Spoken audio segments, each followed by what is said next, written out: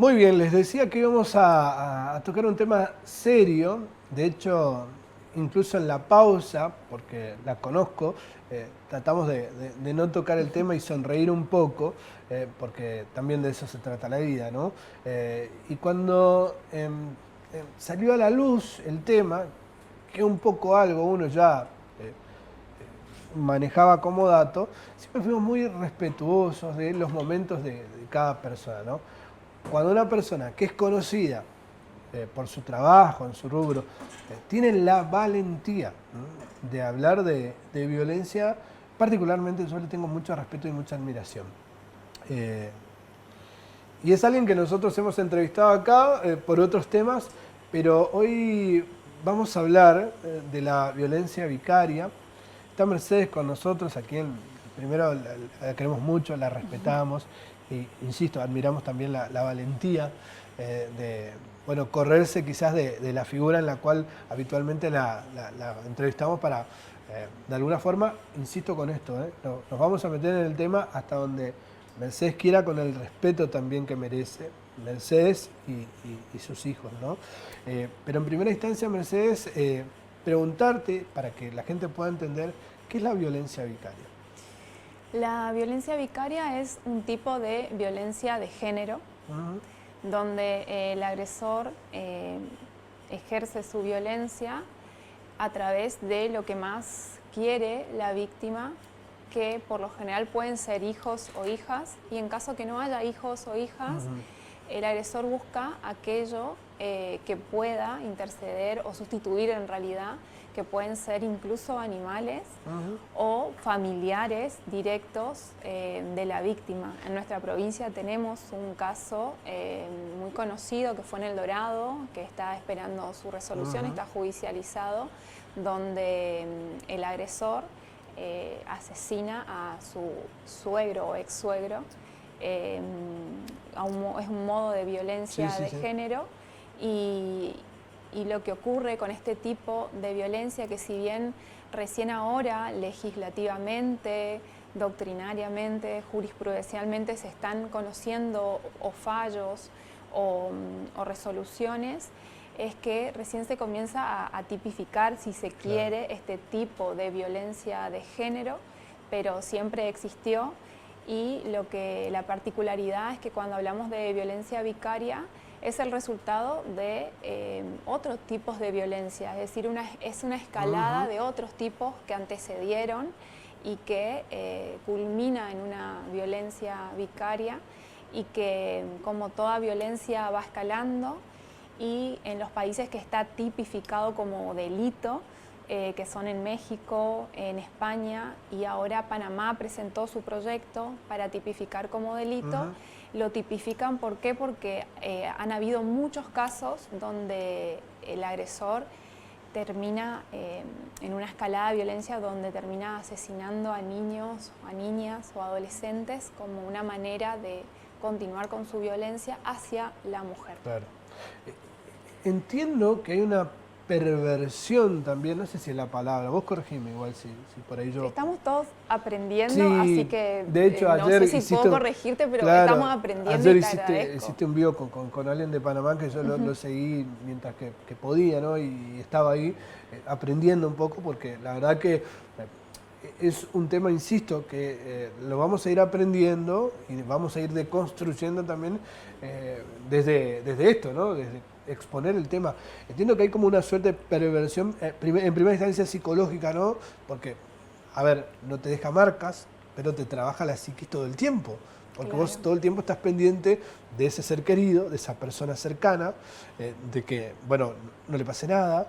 Y allí un poco el juego de ida y vuelta, ¿no? De tratar de ir complicándote el día a día desde las cuestiones mínimas hasta, no sé, hasta lo que uno no puede imaginar, ¿no? El agresor conoce a su víctima. Cada una de las víctimas tiene una historia. También tuvo una infancia, una adolescencia, una historia. Claro. Y el agresor sabe qué le puede lastimar, qué le puede desestabilizar, qué es lo que más le duele. Y en la violencia psicológica, como bien decís, a veces no hay marcas, pero realmente ojalá pueda existir el día de mañana como una radiografía que uno pueda realmente decir, este es mi daño, porque generalmente si no hay sangre, no hay golpe, no hay, ¿no? Como no hay delito. Sí. Por eso en los países donde ya se considera un delito la violencia vicaria, también está estipulado y segmentado, digamos, las consecuencias psicológicas o el daño psicológico que genera, ¿no? Porque hay el agresor vicario presenta muchas características de manipulación y puede ocurrir que todo lo que pasaba con la víctima principal, que por lo general es la mujer, ¿no? Llega un momento en que el agresor ya no puede tener acceso a ella directamente. Entonces por eso escala y lo traslada, que pueden ser los hijos, las hijas o familiares, ¿sí? Y también hay un país que estableció incluso mascotas, ¿por qué? Y agradezco también todos los casos que por ahí fueron llegándome. Y una mujer me confiesa, me contó, y en el caso de ella también fue hacia una mascota que tenían en común y el daño fue hacia esa mascota. Y no se puede medir el daño desde afuera. Cada uno desde adentro sabe lo que le duele, y por eso siempre digo que no hay una violencia que duela más o menos. Son todas violencias, creo que a todas hay que validarlas y también considerarlas, legislarlas.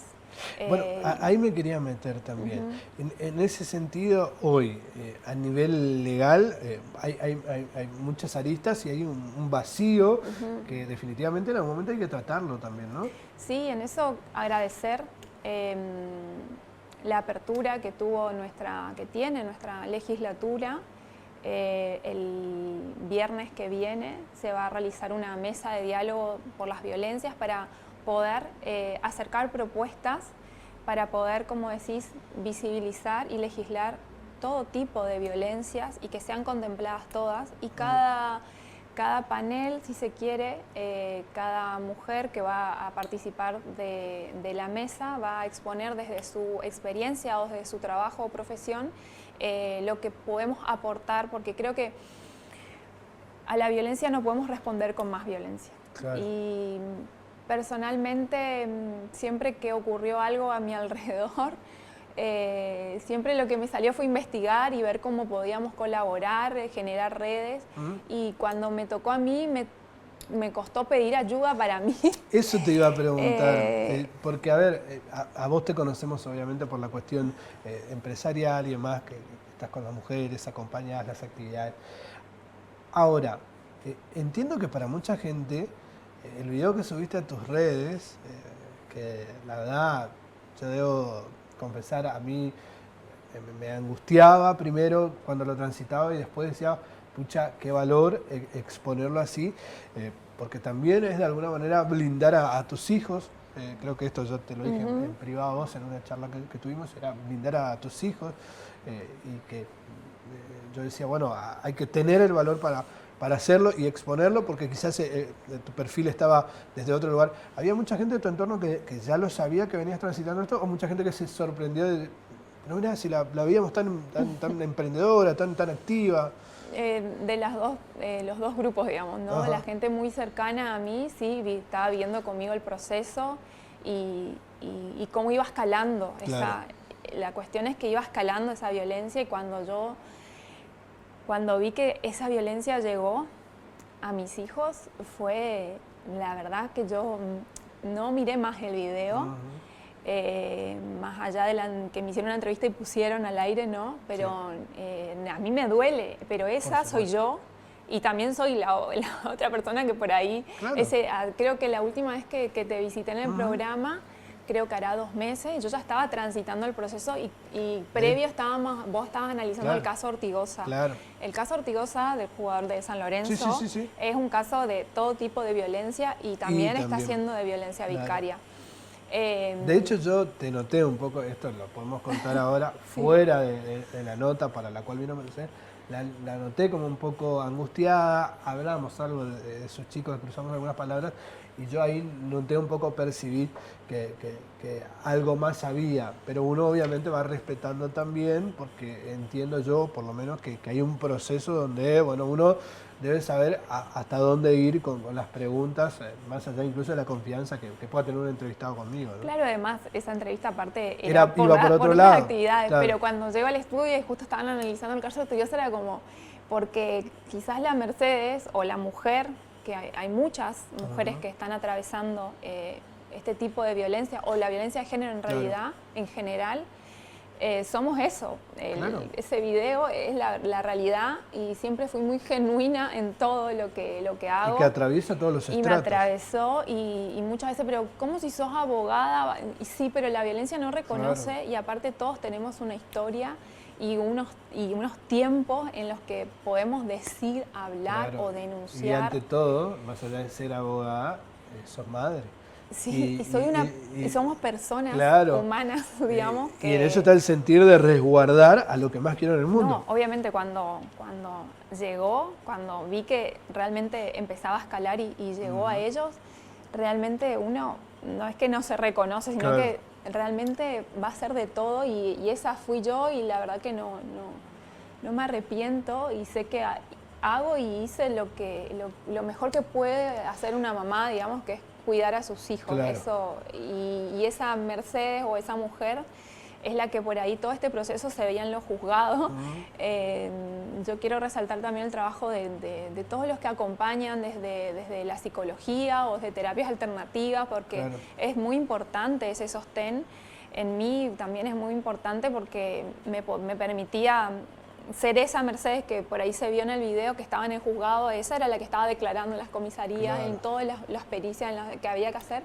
Y después de ahí tenía que salir a agarrar todo y me tenía que seguir a lo que realmente uno es como mujer y teníamos que seguir y después tengo que llevarle a mis hijos a las terapias. Terapias hablo de todos los niños que tienen alguna condición que necesitan ir a psicólogos, psicopedagogos, eso me refiero con terapia.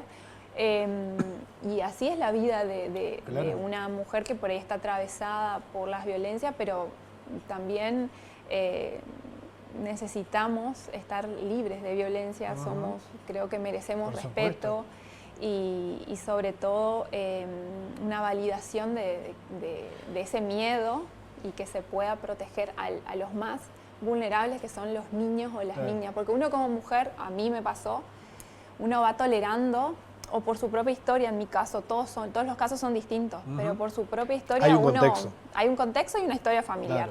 Uno va naturalizando muchas cosas. Y por eso cuando llega a los niños vos querés que ellos no pasen lo mismo. Estamos aprendiendo, quiero decirlo, ¿no? Porque yo entiendo también que debe ser muy complejo para vos cuando vas a una entrevista, a una nota, cómo lo trata el periodista el tema, ¿no? Y entiendo que también es meterse un poco en tu cotidianidad y a veces, esto hay que decirlo, las preguntas y el periodismo no tiene el sentimiento cruzado. Acá yo trato de ir por ese lado. Siempre digo que le doy mucho tiempo a los entrevistados, me gusta que se sientan cómodos. Si alguno se siente interpelado, siempre pasa más por las cuestiones políticas y otros análisis que hacemos acá. Pero cuando nos tocan estos temas, no es que se nos hace difícil, sino que yo siempre trato de ponerme del otro lado. ¿Cuánto expondría yo también de ese cotidiano y de ese día a día que tiene su dolor, que tiene sus angustias y que creo que tiene sus triunfos cuando recibís el abrazo de tus hijos? Sí, o cuando los ves que están con vos también, digamos, ¿no? Y a veces, como decís vos, es un blindaje. Para mí fue un blindaje y para mí, yo creo que hablar es sanar. Cada uno encuentra la manera y yo creo que el hablar es muy sanador. Yo sentí después de eso como realmente un alivio porque sé que también quizás lo que por ahí no se puede dar todavía, ¿no? Por la justicia, entiendo los tiempos, creo en la justicia, pero se pueden dar por personas hermosas que por ahí pueden estar ayudándote o te mandan un mensaje que los vieron que están bien, ¿viste? Entonces, eso también agradecer la solidaridad, ¿Y digamos. te sorprendió eso? O sea, Sí, las repercusiones mucho. por ahí hay gente que decía, ¿verdad que no lo tenía tanto en mi círculo? No, fue porque fue realmente... No fue algo como voy a hacer esto, claro, para que no venga fue este como efecto. no puedo más, o sea, ¿viste cuando decís, la verdad que no puedo más? O sea, no puedo. Es no tremendo puedo. escuchar eso, ¿no? Eso que lo decís con mucho sentimiento, ¿no? No puedo Sí, más, es hasta acá. realmente fue un no puedo más y era lo que tenía como recurso, como no puedo más. Era el Día de la Madre, no tengo a mi mamá y fue realmente doloroso. Fue decir, no puedo más, hasta acá puedo y puedo sostener, como decís, esa Mercedes que por ahí tenía sus actividades de mujer, pero hay un punto que no puedes sostener más, no puedes sostener más porque te atraviesa ese miedo y vos decís, pero ¿de qué tenés miedo? Y porque así como el agresor conoce a su víctima, sabe dónde ¿Dónde le va a doler, qué le va a desestabilizar, ¿no? La víctima también conoce a su agresor. Y generalmente los agresores tienen un perfil social y después tienen un perfil intrafamiliar, que ahí muchas veces las que atravesamos este tipo de violencia, muchas veces no tenemos, Claro. suceden donde no hay testigos, quizás no hay cámaras, o si suceden cosas con tus hijos o hijas, no hay momento para afirmar. A mí Claro. generalmente no me da el corazón y vos querés primero estabilizar y después no juntar prueba, querés estabilizar Claro. y después si no hay testigo, y bueno, pero vos sabés lo que pasó. Es más, en esta pausa te doy un poquito de tiempo Gracias. para que tomes agua. Yo le dije a Mercedes, no voy a buscar una revictimización, no esperen preguntas que vayan por cómo es el día a día, todo eso. No va a pasar, no es mi estilo para tocar el tema de la violencia, pero sí quiero marcar algo que decía Mercedes ahí, el lugar social que ocupa el que es agresor. El que es agresor para afuera es un fenómeno, ¿eh? Es buen padre, va a horarios, se saca fotos, la sube a las redes sociales. No hablo de este caso puntual, pero es como una generalidad, ¿no? Para el afuera es el padre comprometido, el que está dando la vida, y después hacia adentro es otra cosa, ¿eh? Es esto, generar, buscar, golpear. Cuando hablo de golpear, no hablo solamente de violencia física en otros casos, sino que hablo también de lo psicológico, lo económico, desgastar a la otra persona, desgastar al punto tal de, como dice Mercedes, de no puedo más, no puedo más.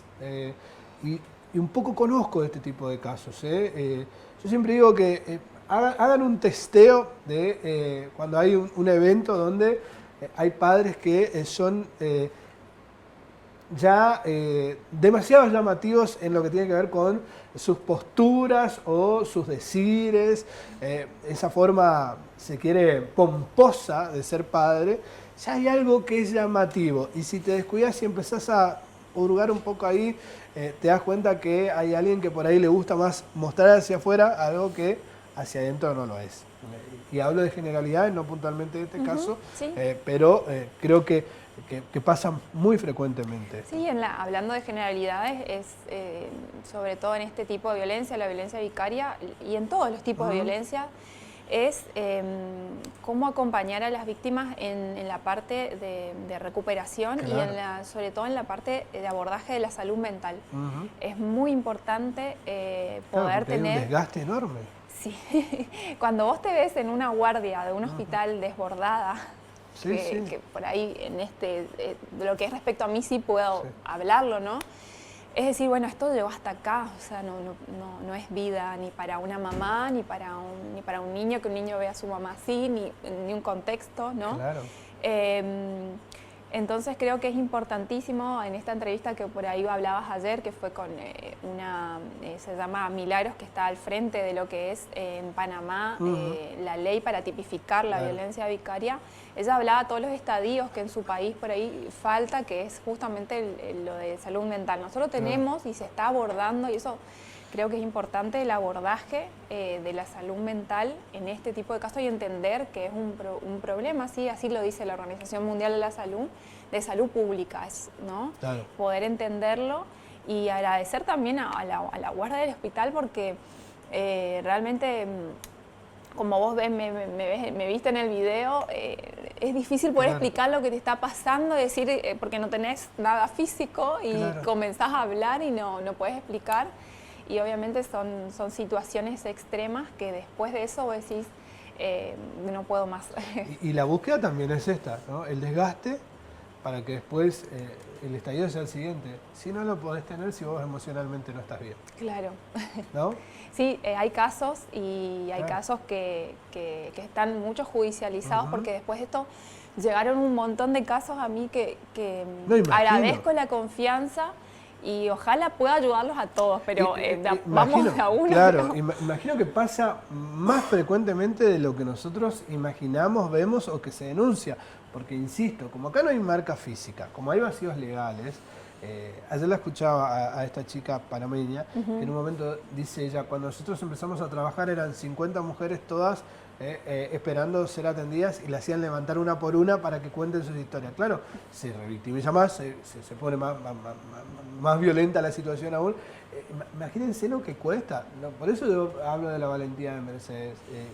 Sí, bueno, voy a agarrar la red social donde a mí la verdad me va muy bien, tengo muchos seguidores, y voy a contar mi verdad, porque es la forma de, como vos decías, sacarme esto que me está haciendo daño, pero también, bueno, buscar eso, ¿no? El blindaje y que el tema esté, que se toque y que se trabaje el tema. Sí, incluso como te digo, uno no está midiendo ni siquiera, bueno, para que se trabaje el tema, sino que realmente te desborda el miedo. Ya, el miedo, cuando vos tenés miedo que a tus hijos le pase algo, realmente es difícil de poder explicar lo que en ese momento sentís, ¿no? Pero, bueno, me acuerdo todos los casos que por ahí se hicieron públicos, porque ¿qué pasa? Las personas o las mujeres que ocupamos quizás algún lugar social, es más difícil, parece que es más fácil, pero es más difícil poder hablar de este tema, ¿no? Sí, porque hay un plurito de qué va a pasar. Claro, y obviamente, quizás todavía mi miedo está más regulado, pero sigue. Sé que, y en esto, por ejemplo, al transportista de mi hijo, que es don Andrés Beyer, les quiero mandar un saludo y un gracias, porque siempre, desde que empezó el proceso, me estaba mandando un mensaje, llegaron bien, o sea, hay muchas personas que hacen de guardianes que son realmente mi sostén, y al punto que iba era lo importante que es poder visibilizar y sobre todo resguardar la salud mental. A ese punto iba porque realmente, como decía, el desgaste es tal, donde cuando empieza la judicialización también hay un desgaste, porque te ves en un circuito que hay que cumplimentarlo, pero también te desgasta. Vos imaginate, insisto, yo no voy a preguntar absolutamente nada, voy repreguntando por sobre lo que me cuenta Mercedes, porque yo la verdad que elegí tratar el tema así. Pero vos imaginate, para que la gente dimensione, lo importante que es el transportista, que es la persona que lleva a los chicos al colegio, ¿no? Que se hace tiempo para decir, bueno, ¿sabes qué? Es un tipo que se da cuenta, ¿sabes qué, Mercedes? No te preocupes, están bien.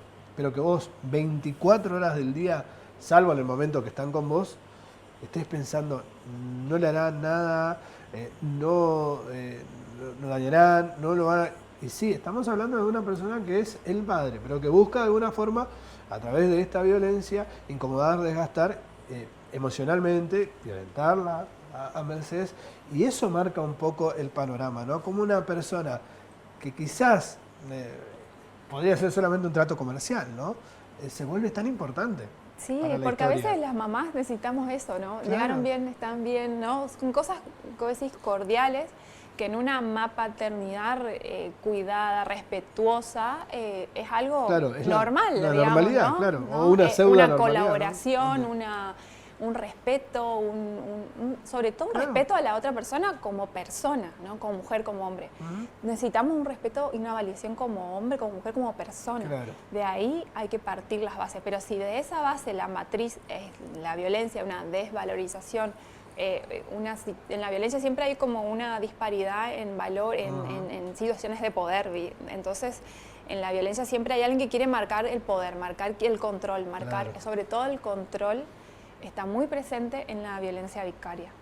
Cuando el agresor pierde ese control, empieza esa violencia empieza a escalar, ¿no? Sí. Entonces, pero como vos bien decís, después hay personas que cuando me preguntaste, hay personas que se sorprendieron y las que están en el día a día no, porque claro. sin explicar se iban dando cuenta Entendían. y me iban, bueno, entonces con un mensaje yo sé que dormía tranquila esa noche y demás. Esto se da, yo decía que se da muy frecuentemente porque la verdad que uno va hablando con mucha gente y te dice, no, la verdad que mi separación la viví así, pero ahora, por ejemplo, lleva a la criatura y no me manda un mensaje. Lleva a la criatura y por ahí son chicos que tienen que tener una medicación, un control, y no sé si le doy la medicación. Eso, para una madre, también se da en el caso de los hombres, pero en menos cantidad, esa es una realidad, es tremendo, porque vos estás todo el tiempo en tu actividad pensando cómo estará. ¿Estará bien? ¿Le estarán dando la medicación? No tener ese contacto, ese buen vínculo, porque hay otra persona que de alguna manera, como bien marca Mercedes acá, busca dañar, incomodar, desgastar, molestar. Es tremendo. Yo la verdad que también quiero agradecer la charla con Mercedes porque sé que resguardaste hasta último momento todo esto pensando en, bueno, ¿qué van a ver mis chicos cuando crezcan? Que le pasa a muchas madres también. ¿Con qué se van a quedar mis chicos cuando crezcan? Porque mirá cómo serán las mujeres. La pongo en ejemplo a Mercedes, ¿no? Pero en ella miles. Que es tanto ese amor de madre que tiene, que lo primero que piensa es, si después mis hijos ven esto, van a pensar que yo quise dañar al otro. Y en realidad lo único que hace es exponer. Y en ese sentido también, y yo con conocimiento de causa hablo con una madre que cuidó tanto a 3 hijos para que nunca se escuche hablar mal de un padre que fue abandónico. Y por eso lo sé con conocimiento real, digamos. Entonces yo siempre valoro eso, ¿no? Decir, bueno, yo esperé hasta acá, bueno, no pude más, pero siempre los resguardé por ellos, no lo quise exponer por ellos. Que toda mujer, no toda mujer, o sea, mi mayor resguardo pensé, ¿no?, que fue la separación. Muchas mujeres y en muchos relatos que estudié, que me llegaron, que uno lee, que uno, como te digo, no, lo que sé hacer es leer, estudiar, buscar ayuda, ¿no? Siempre me salió mejor buscar ayuda para otro, me costó para mí, pero uno piensa que al separarse, al divorciarse, ahí cuidás. Y quizá en ese momento no hablé, quizá en ese momento no hice ninguna denuncia y pensé que era mi manera de cuidar, pero pasó el tiempo y la violencia a veces es un circuito, claro, y lo entiendo hoy y hay que poner límites. Y lo que pasó es que esa primera bandera roja que nos enseñan tanto y que en los noviazgos ya hay que identificarlas y ahí separarse, yo no lo pude hacer, fue escalando y esa primer bandera roja cuando llegó a mis hijos es como... Claro. Saltó esa leona, digamos, y esa primer bandera roja, aunque sea mínima, porque en el autismo siempre decimos que es un espectro, es como un arcoíris, porque no todos son iguales, todos requieren atención, pero en la violencia es igual, en este tipo de violencia vicaria, es como también un espectro, no hay una igual que otra, cómo se manifiesta y las historias son todas distintas y todas requieren validación y un estudio específico de ese caso. Claro. Y cuando ocurre violencia vicaria es porque hay una escalada de violencia y que cada mujer tiene su historia de por qué quizás no ha sabido responder a esa primera bandera roja o por qué no habló antes o por qué... Antes decía que no, después dice que sí. Todo tiene una historia, pero cuando fue la primera bandera roja a mis hijos, quizá todo lo que no hice por mí, claro, y todo, y bueno, ahora por ellos sí, porque uno necesita poner límites. También me enseñaron mucho a que tenemos que estar bien no solo por nuestros hijos, por una misma, claro, porque una como persona merece de respeto, merece vivir libre, merece que no te cuestionen ni cómo te vestís, o sea, ni control hacia tu vestimenta, ni control donde salís. Eso no es amor, ni es respeto, digamos. Tal cual. Pero eso lo aprendés y cada una aprende de distintas maneras y, como digo, cada una tiene una historia. Mercedes, agradezco tu tiempo, tu valentía, espero que te hayas sentido cómoda, Sí, sé que es muy sí. difícil hablarlo, imagino que estarás feliz con todo ese afecto que llega del bueno, entiendo que esto traerá sus efectos positivos, esperemos que por ahí sea, y nada, dejar obviamente el espacio abierto para seguir hablando de la temática y para que sientas que este es un lugar también donde puedas venir a contarnos siempre lo que quieras con esta libertad, ¿no? De hacerlo desde el respeto. Así que te agradezco mucho, insisto, son temas que por ahí son complejos porque es ingresar a la vida del otro, ¿no? Y ya ahí estamos pasando como un límite que a mí me gusta tenerlo siempre muy cuidado por el otro, que viene a contar su historia. Así que, nada, valoro mucho eso, que hayas elegido también poder venir a charlar con nosotros. No, yo te quería agradecer a vos, al programa, al canal, a los chicos, a los que están detrás de cámara, a los productores, a todo el canal, porque también sé que ese también, yo ya lo llamo documental, pero lo que han hecho, sé que llegó a muchas familias, me han escrito de otras provincias, así que lo que pueda hacer para ayudar lo voy a hacer. Así que yo quiero agradecerte y agradecerle a ustedes al canal. Ahí hay que mencionar de lo que habla Mercedes es la primera nota que la hace con Pablo Chingo, periodista también de esta casa, cuando Mercedes decide bueno, ponerle voz justamente a esta historia. Así que nada, Mercedes, insisto, el agradecimiento es nuestro para este tiempo que nos brindás. En vos, el abrazo a tus hijos, de parte nuestra también. Gracias. Gracias. Gracias.